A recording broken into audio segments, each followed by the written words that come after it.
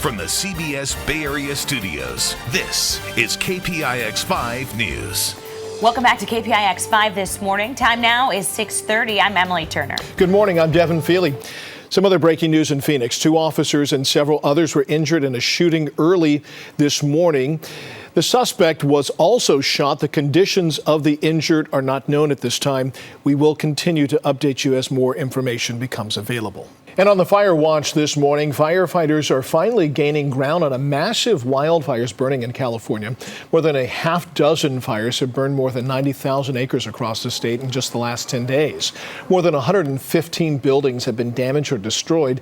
Daniel Bacchus reports from Los Angeles. Wind-whipped flames threatened hundreds of homes as the Maria fire quickly spread to more than 9,000 acres, threatening the area's tens of millions of dollars worth of lemon and avocado crop. Yeah, it looked like a volcano up there. I mean, everything was just all igniting, the tree lines, all the brush. It really looked like a volcano. This video purportedly shows the moment the Maria fire ignited on Halloween night. Utility company Southern California Edison says it re-energized a high-voltage power line just minutes before the fire erupted. California has been slammed all week with high wind events that helped fuel fires across the state. In Northern California, officials say the Kincaid fire that burned more than 77,000 acres and destroyed parts of wine country is now under control.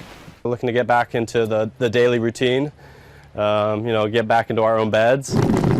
Hundreds of thousands of evacuees have returned home.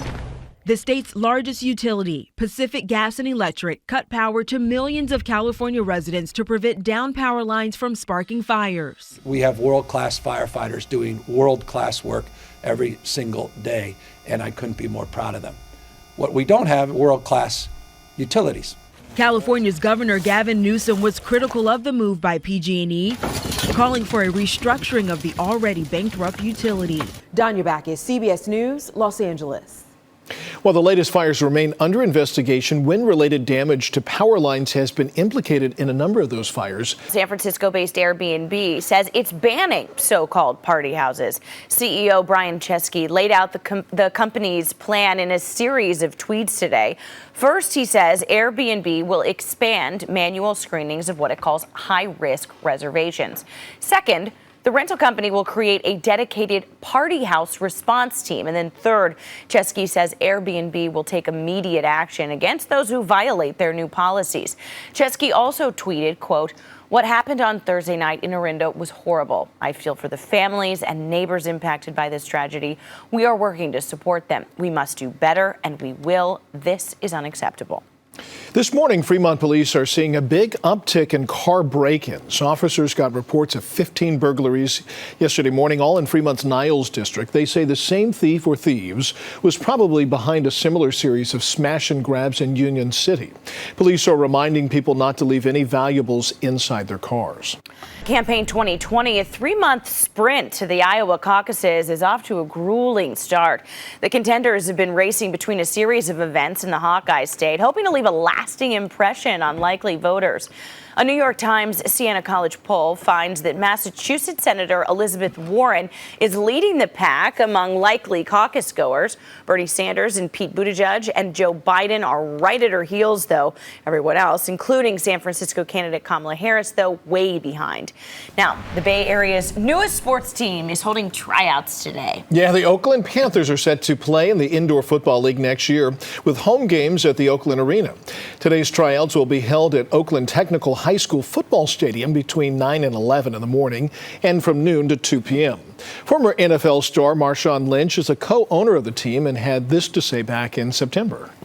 If I had an opportunity, to be able to get the players into the community of Oakland, they will be coming to the real community of Oakland. Let's just put it like that.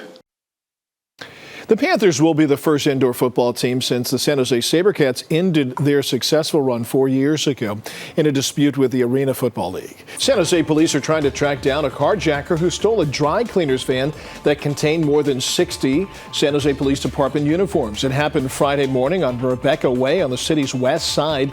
The van also contained cleaning slips with names and phone numbers. The vehicle was later found abandoned, and police are trying to determine what's missing. Well, it appears the destructive Kincaid fire in Sonoma County has stopped growing. CAL FIRE says the blaze remains under 78,000 acres. Crews expect to fully contain the wildfire by Thursday. Televised impeachment hearings examining President Trump's phone call with the Ukraine's leader could begin by the middle of this month. Transcripts of closed-door depositions on Capitol Hill could be made public as early as this week. And here's a live look at the Golden Gate Bridge, where a half marathon is just beginning. There will be road closures and traffic hassles in San Francisco's Marina and Presidio areas. It is an absolutely beautiful day, though, for that half marathon. Take a look. It's going to be so nice. Today's likely the warmest day pretty much out of the next 7 days. We'll get close to or in the 80s in some areas before things begin to cool off by midweek, but not very much. We'll still be in the mid-70s and then in the 60s along the coast. It's that high pressure system that's keeping in place dry, slightly warmer conditions, but absolutely beautiful conditions as well. All right. Well, nice fall weather. Thanks so much for joining us. CBS This Morning, Sunday Morning with Jane Pauley is next here on KPIX 5. Enjoy the rest of your Sunday.